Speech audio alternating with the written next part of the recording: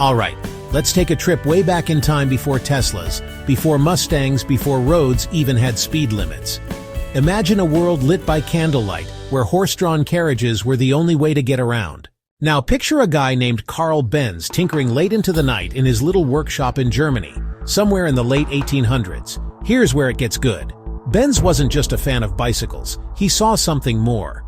One day he thought, what if I put everything I know about gears and engines together and create something that moves without a horse? It sounds simple now, but back then, that was wild.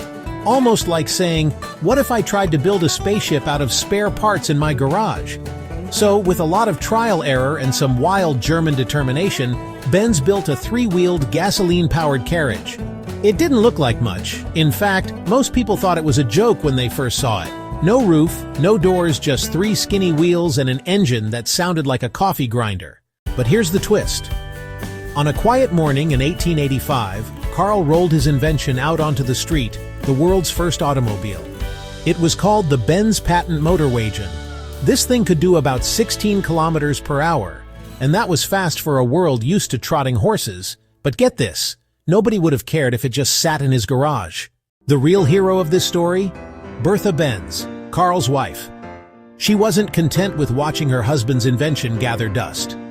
One day, totally unannounced, Bertha took the motor wagon on a road trip over 100 kilometers, from Mannheim to Pforzheim. She dodged horses, fixed the car with her hairpin, even used her garter as an insulator. Talk about a test drive.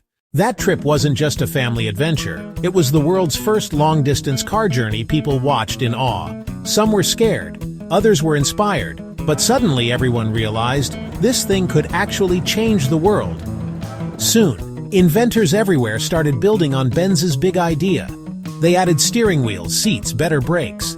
And the rest? Well, you know what happened. Traffic jams, drive-thrus, road trips, Formula One. All because of those late nights in the workshop and one gutsy road trip.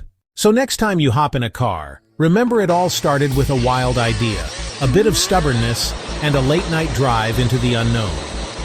The first car wasn't just a machine, it was a promise that if you dream big and take risks, you might just shape the future.